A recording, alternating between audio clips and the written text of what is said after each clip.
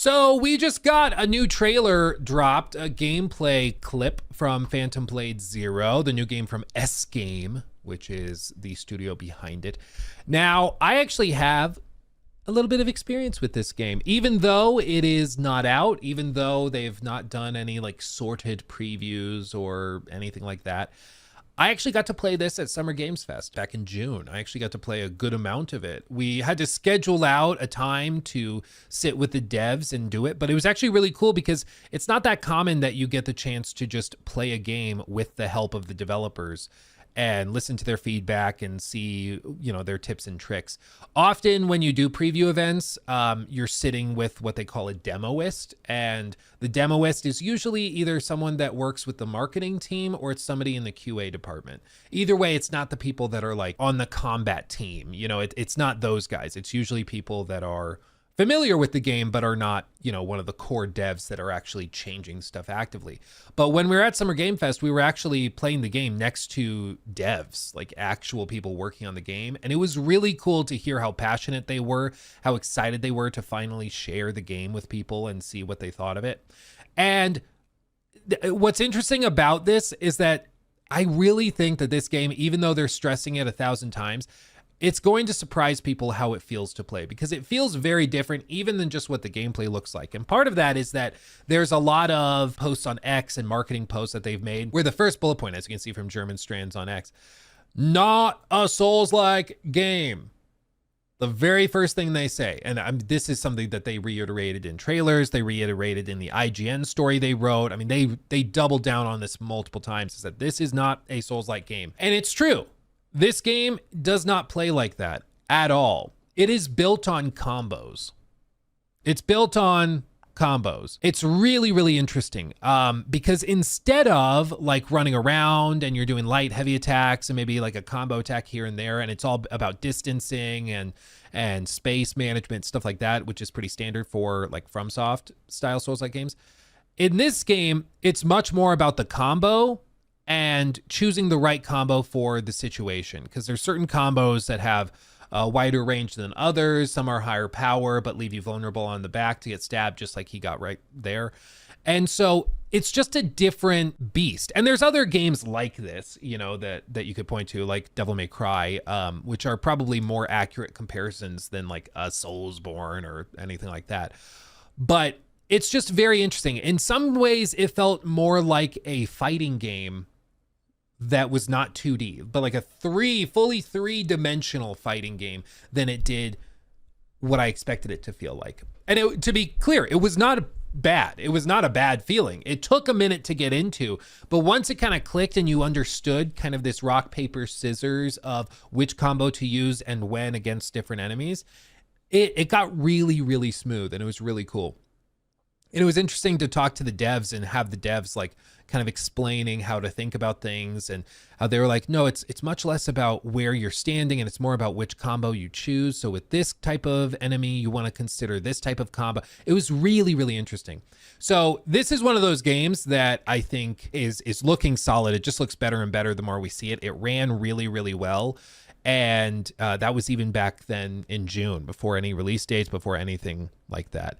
So I'm about it. I really thought it was cool. And it was also cool that they had a lot of cool mechanics, like, you know, picking up weapons from bosses that you defeat. So gameplay is constantly shifting and changing, similar to what Black Myth Wukong did with their, I forget what they call them, but the things you pick up from bosses, the like ability morph things that you can do. But this is going to be one of those games, I think, that people will try it and it will be different than they expect. And they'll either love it way more, or they're going to try it and be like, what is this? They might not love it. But as long as we're very, very clear of what this is and what it's not, I think people will understand, because it's just that discrepancy between the gut impression of what this is and what it actually is potentially going to confuse people. But if you understand that this is more combo based, it's more like Devil May Cry, then I think you're going to go into it with the right expectations and really eat it up. There's still some questions I have about it, because what we played was like a pretty narrow slice, as you would imagine, and we bounced around to different boss fights. And that's understandable. I mean, the boss fights are what make or break these types of games. But the other piece, as we learned with Black Myth Wukong, is the connective tissue between the boss fights. You can have awesome boss fights, but if that's 10 minutes and for the other 50 minutes of the hour, you're exploring levels getting to the boss, that other 50 minutes has to be really, really good. And that's where Black Myth Wukong, I think personally, in my opinion, struggled. I think that was a weak point of Black Myth Wukong, was the connective tissue between boss fights, the level design, exploration, things like that. And with this game, I also don't know what that exploration, what the connective tissue is like. If it's just a boss rush flurry, that's cool. But I that's just where I'm left wondering, is what do you do between the big cool boss fights? Because I do think that's important. They also say on this, as you can see, release date will be announced in 2025, which to me suggests that it's not in 2025. Maybe that's just me reading into it, but I would assume that based on how this is phrased, they'll announce a release date in 2025 that is in 2026. That would be my guess, but there you go. Yeah, if y'all actually listen, it's not Souls-like. Yeah, I mean, if you listen. But this is the thing to remember. The vast majority of gamers are not on X. They're not watching a stream like this talking about it.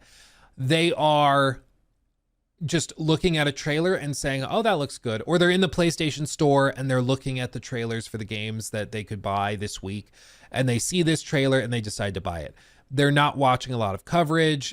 A lot of people don't even check reviews. I mean, that's just kind of how it is. That's the reality of the situation. And that's why they've been really trying to press hard so that the word of mouth carries that this is not a Souls-like. But even if you go into it expecting that, I think you'll be pleasantly surprised, and you know, it doesn't mean that you'll hate it. It just means that it'll be a surprise, that it doesn't play the way you don't think it will. But to go through the other things highlighted from German Strands, as you can see, it's combo driven. Difficulty options will be in the game. Rich character progression, which every dev says. No respawn for mobs after checkpoints or death, which is an interesting shift and change from, I think, what a lot of people expect. Unreal Engine 5.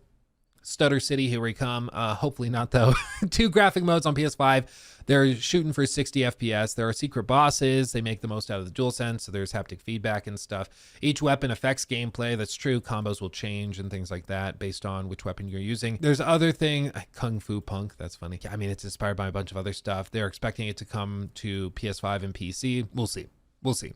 So, looks solid. The gameplay they're dropping now is looking even better. I expect them to probably be at Summer Game Fest again, just because why not? So we'll keep an eye on it. But let me know what you think of that game, because I think that one's going to be one of those slow burners, kind of like Black Myth Wukong. They're just going to keep showing up at events and just looking a little better each time until they drop and everybody jumps on it and loves it. That's at least my hope for them, because they were so nice, they were so sweet, and like, to see the devs so passionate about what they were building was quite refreshing, because it feels like in the industry nowadays, there's some very passionate devs, and then there's other guys who are just going through the motions and like they hate the company they're working at. But yeah. He took my thing. Red flag.